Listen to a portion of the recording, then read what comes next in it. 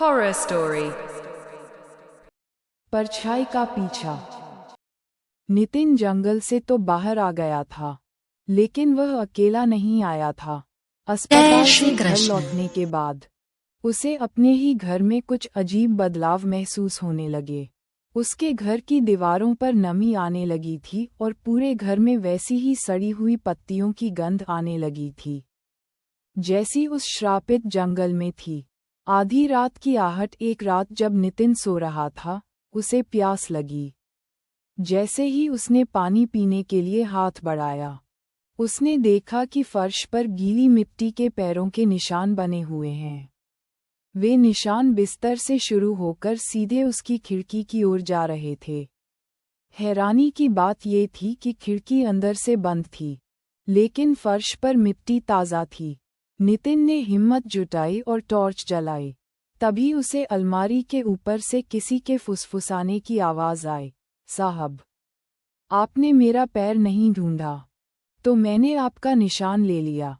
तस्वीर का रहस्य। नितिन को याद आया कि जंगल में उसने कुछ तस्वीरें खींची थीं।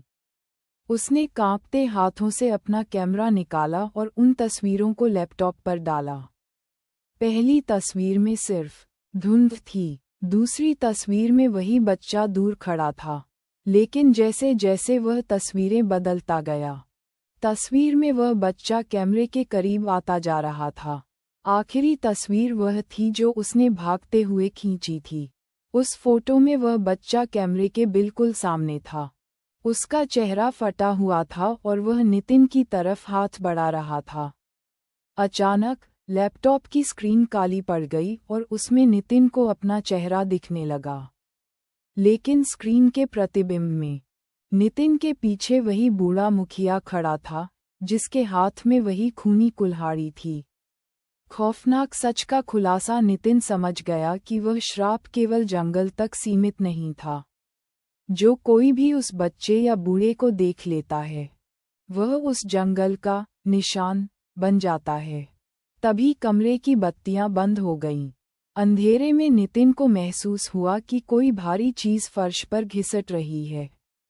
घिस, घिस, घिस। वह बच्चा अब उसके बिस्तर के नीचे था। उसने नितिन की टांगे अपनी बर्फ जैसी ठंडी उंगलियों से पकड़ लिया।